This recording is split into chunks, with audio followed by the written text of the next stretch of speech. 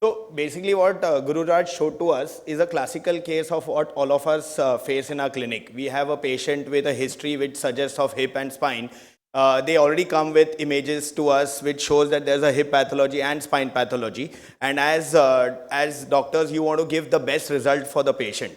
So in my book, I think a very important part in the decision making after history is going to be the examination of the patient, because at the end of the day, we don't want the scans to look good. We want the patient to go back happy, saying that whatever the problem the patient had is solved. So we just go back to our basics and we go through our look, feel, move, measure technique and go through what exactly the patient is coming with. So on looking at the patient itself, you can kind of know if the patient is having majorly a hip problem or a spine problem.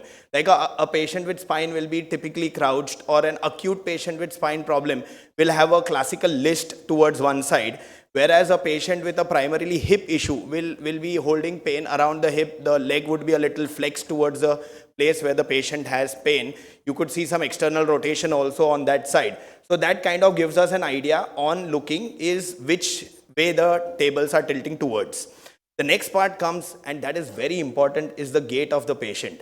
Like as orthopedic surgeons, we have been taught that as soon as the patient walks into the clinic, you can actually kind of diagnose what the patient is. So don't miss those gait. You have those patients with those classical Trendelenburg's gait, which is here on the left side, which will tell you that overwhelmingly it's a hip problem.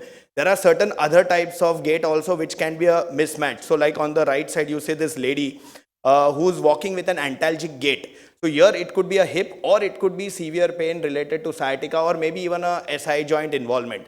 So try to focus a lot on the gait of the patient and see if you can pick out those patients on your examination, which is boiling more towards the hip side or the spine side. Then of course you want to see the local examination. You want to feel if there is any local tenderness. So classically you would want to see the anterior joint pain, the lateral joint pain, and identify if there's a real local hip issues going on.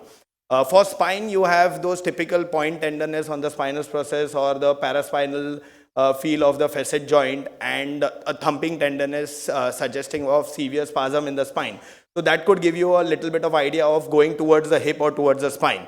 And of course, then you need to go back to your basics and carefully check the movements. So you want to see the flexion extension, you want to see the rotations, you want to compare the rotations on either sides. And by that, you know if it is a bilateral or a unilateral problem and how bad the hip is affected. For the spine, you want to see if the patient is having adequate flexion extension and if the rotations are intact. A lot of times, these patients with hip pain and spine pain both could present with pain on extension.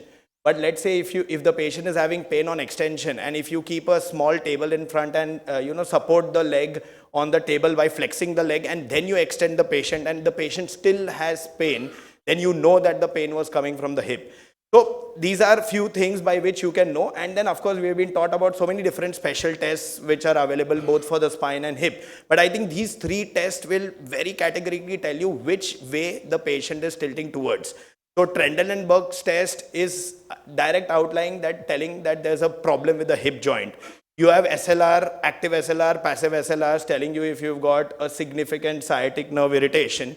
And a Faber's test could tell you if there's an additional SI joint involvement, and it could prove the fact that, okay, the pain is more from the hip side. So these are few examination points that you need to look at when you want to decide on which you want to address first.